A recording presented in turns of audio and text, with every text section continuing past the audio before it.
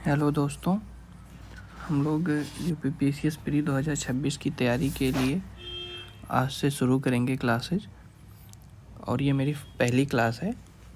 क्योंकि मैंने इस बार यूपीपीसीएस का मेंस भी लिख रखा है, तो इसीलिए मैं अभी लिख रखा है, रिजल्ट का वेट कर रहा हूँ। तो इसलिए मैं ये कह सकता हूँ कि मैं आप लोगों को थोड़ा सा हेल्प कर सकता हूँ कि कैसे पढ़ना है या क्या करना है, ये सब चीज़ें। बाकी जितना मुझसे हो पाएगा कि मैं आपको अच्छे से समझा पाऊँ, मैं उसी हिसाब से बताऊँगा। और एक मिनट गाइज, और ये तो कुछ पता ही नहीं चल रहा है। चलो ये ले लेते हैं। जैसे अगर हम लोग पढ़ने पे स्टार्ट करते हैं यूपीपीसीएस प्री के लिए, हमारा ये जो सेगमेंट रहेगा ये प्री ओरिएंटेड रहेगा।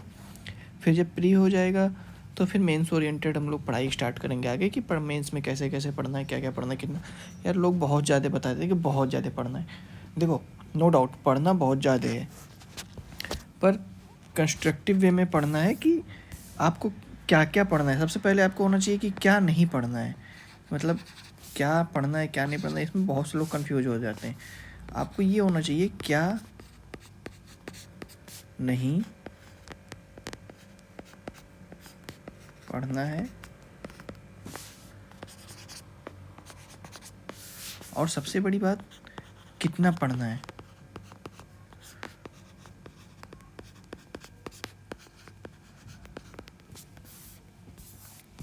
ये चीज़ हो जाती है। अब देखो, मैं मोस्ट ऑफ द टाइम क्या होता है कि अगर हमें पढ़ना है, सबसे पहले आपको सबसे पहला काम जो करना होगा वो आपको सिलेबस और पीवाईक्यू ये आपके पास होने चाहिए। आप सिलेबस एक बार पढ़ लो। एक बार का मतलब आप अच्छे से पढ़ो, और कुछ नहीं तो कम से कम 2 से 3 दिन या 2 दिन तो आप कम से कम सिलेबस को अच्छे से देखो, प्री और मेंस दोनों के। अगर आप सिलेबस जब स्टार्टिंग में देख रहे हो तो दिन भर अगर देखना है तो फिर क्या करोगे देख के। प्री और मेंस के सिलेबस देखो और प्री के क्वेश्चंस देखो, सॉल्व मत करना उसको, बस देखो कि अच्छा क्वेश्चन किस तरह से पूछा हुआ है।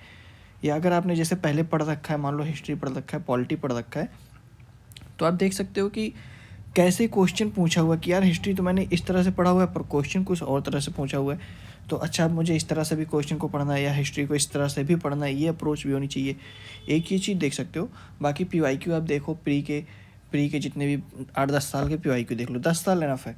और मेंस के 6 साल 7 साल के क्वेश्चंस हो गए हैं, तो आप उनको भी देख सकते हो कि आप मेंस के क्वेश्चन देख लो। अगर 2 दिन की जगह 3 दिन आप देख लो कि सिलेबस देखो और पीवाईक्यू देखो। जब ये हो जाए फिर आपको देखो कि आपको मेहनत कहाँ कहाँ करनी है। आपको हिस्ट्री बहुत अच्छे से पढ़नी पड़ेगी भाई, क्योंकि हिस्ट्री 20 क्वेश्चन मैंने यहाँ पे लिख रखा है, पर ये 20 से एटलीस्ट 22 to 25 क्वेश्चन तक कभी कभी आ जाता है। एंशियंट हिस्ट्री, मेडिवल और मॉडर्न तीनों मिला के 20 से 22 क्वेश्चन आपको देखने को मिलेंगे। फिर जियोग्राफी में आपको 17 से 20 क्वेश्चन देखने को मिलेंगे, जिसमें कि आपकी फिजिकल जियोग्राफी भी रहेगा, और फिर मैपिंग भी इसी में रहता है कि मैप से रिलेटेड क्वेश्चन आ जाते हैं। पॉलिटी एक बहुत बड़ा सेगमेंट होता है, 15 से 18 इवन 20 क्वेश्चंस का, जो कि आपको अगर आप 18 क्वेश्चंस आ रहे हैं तो आप 15 क्वेश्चन उसमें करने के लायक सक्षम रहते हैं कि आप कर सकते हैं। तो ये क्वेश्चन बढ़ाने का, नंबर बढ़ाने का सबसे बड़ा और आसान जो सब्जेक्ट माना जाता है वो पॉलिटी होता है। फिर जनरल साइंस के अच्छे क्वेश्चन आ जाते हैं, 15 से 20 क्वेश्चन भी आ जाते हैं कि 20 क्वेश्चन आ गए, आप ये देख सकते हो। फिर करंट अफेयर बहुत ज़्यादा ज़रूरी है, करंट अफेयर पढ़ना। करंट अफेयर के बिना समझ लो कि नैया नहीं पार होगी, आपको करंट अफेयर पढ़ना ही पढ़ना पड़ेगा। मान के चलो कि हर साल 25 से 30 क्वेश्चन आ ही जाते हैं करंट अफेयर के। और फिर इकॉनमी के बहुत कम क्वेश्चन, कम नहीं आते, इकॉनमी के क्वेश्चन 5-7 आते, पर उसके लिए बहुत ज़्यादा पढ़ने की ज़रूरत नहीं है। या मान लो कि आप नहीं भी पढ़े बहुत ज़्यादा, और मान लो एग्ज़ाम में आ गया और आपने छोड़ दिया उसको, कोई बात नहीं, छोड़ दो आप, हर क्वेश्चन आपको करनी भी नहीं है अटेम्प्ट। तो इस हिसाब से एनवायरनमेंट काफ़ी ईजी होता है, काफ़ी ईजी इन द सेंस कि आप बहुत लिमिटेड पढ़ोगे फिर भी आपका एनवायरनमेंट हो जाएगा। और मिसलेनियस से क्वेश्चंस आ जाते हैं, जैसे कि आप मिसलेनियस आपका करंट अफेयर में कवर हो जाता है। जैसे कोई अवार्ड हो गया, जैसे नोबेल पुरस्कार हो गया, या फिर और भी कई सारे अवार्ड्स हो गए जो खेल से रिलेटेड होते हैं, ये सब इन सब तरीक़ों से तो आपके मिसलेनियस में आ जाएंगे। तो इस हिसाब से आपका 150 क्वेश्चंस जो होते हैं वो हो जाते हैं। मोस्टली आप 130 क्वेश्चन से 135 क्वेश्चन आपको ऐसे मिलेंगे जो आपको आते होंगे और आप बहुत अच्छे से अटेम्प्ट कर लोगे।